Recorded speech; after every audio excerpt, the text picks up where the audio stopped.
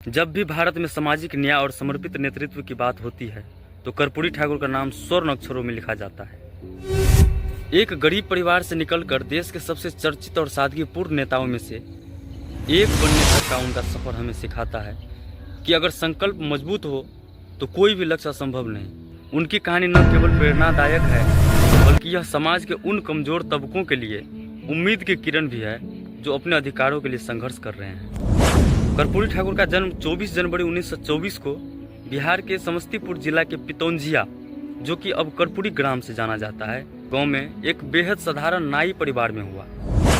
उनके पिता रामदास ठाकुर एक ईमानदार और मेहनती व्यक्ति थे जिन्होंने गरीबी के बावजूद अपने बेटे को पढ़ाई का महत्व समझाया। बचपन से ही कर्पूरी ठाकुर का जीवन संघर्षों से भरा रहा। पढ़ाई के दौरान उन्हें अपने परिवार का पेट भरने के लिए काम करना पड़ा, लेकिन शिक्षा के प्रति उनके लगन ने उन्हें गांव के स्कूल से मैट्रिक तक की पढ़ाई पूरी करने में मदद की। 1942 में जब महात्मा गांधी ने भारत छोड़ो आंदोलन का आह्वान किया तो युवा कर्पूरी ने इसमें सक्रिय भाग लिया। वह कई बार जेल भी गए, लेकिन उनका जोश कभी कम नहीं हुआ।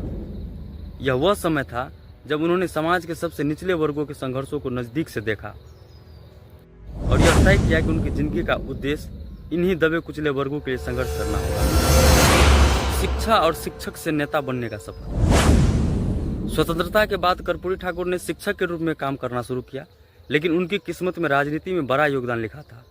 1952 में वह पहली बार समाजवादी विचारधारा से प्रेरित होकर बिहार विधानसभा के सदस्य चुने गए। यहीं से उनके राजनीतिक जीवन की शुरुआत हुई। कर्पूरी ठाकुर का राजनीतिक दर्शन और विचारधारा।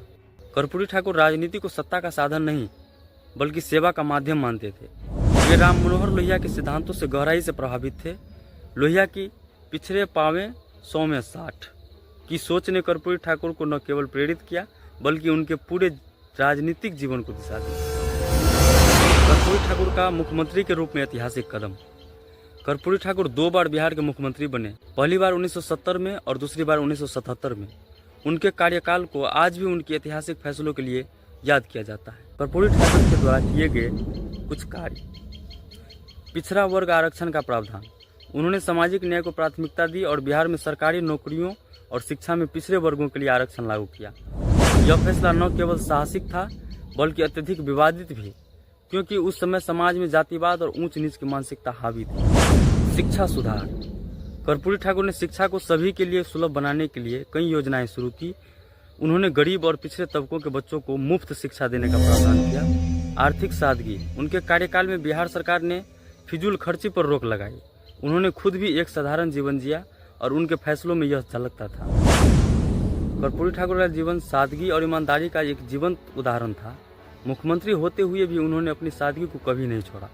वे महंगे कपड़े नहीं पहनते थे। उनकी सबसे बड़ी खूबी थी कि वे अपने विरोधियों के लिए भी प्रिय थे। राजनीति में जहां अधिकांश नेता जनता से दूरी बना लेते हैं, वहीं कर्पूरी जी ने जनता के बीच रहकर उनकी समस्याओं को समझा और उनका समाधान किया। विपक्ष और संघर्ष के फैसलों के कारण उन्हें कई बार विरोध का सामना करना पड़ा। उच्च वर्ग के लोग उनके आरक्षण नीति के खिलाफ थे और उन्हें अंगूठा छाप मुख्यमंत्री तक कहा गया, लेकिन कर्पूरी ठाकुर ने कभी इन आलोचनाओं की परवाह नहीं की। वे जानते थे कि उनके फैसले समाज के निचले वर्गों के उत्थान के लिए जरूरी है। कर्पूरी ठाकुर के स्वभाव में सहजता, सरलता और करुणा थी। वे हर व्यक्ति को सम्मान देते थे, चाहे वह किसी भी वर्ग का हो या किसी भी जाति का। उनके नेतृत्व शैली में पारदर्शिता और सच्चाई थी। वे हर फैसले को जनता के हित में लेते थे और कभी भी राजनीतिक लाभ के लिए समझौता नहीं करते थे। कर्पूरी ठाकुर का जीवन का अंतिम चरण। 1988 में कर्पूरी ठाकुर का निधन हुआ, लेकिन उनकी विचारधारा आज भी जीवित है। वो समाज के उस वर्ग के लिए उम्मीद का किरण बन गया जिन्हें हमेशा दबाया गया। उनका जीवन एक संदेश है कि राजनीति में भी ईमानदारी और सादगी के साथ बड़ा बदलाव लाया जा सकता है। कर्पूरी ठाकुर का जीवन संघर्षों, सेवा और सिद्धांतों की एक अद्भुत कहानी है। वे सच्चे अर्थों में जननायक थे जिन्होंने अपनी पूरी जिंदगी समाज के वंचित वर्गों के लिए समर्पित कर दिया। आज भी जब हम सामाजिक न्याय की बात करते हैं तो कर्पूरी ठाकुर का नाम प्रेरणा के रूप में हमारे सामने आता है। उनका जीवन हमें सिखाता है कि सही दिशा में किए संघर्ष और ईमानदारी से किया गया काम कभी व्यर्थ नहीं होता। अगर आपको यह कहानी प्रेरणादायक लगी तो इसे लाइक करें, शेयर करें और अपने विचार कमेंट में जरूर बताएं। धन्यवाद। जय हिंद।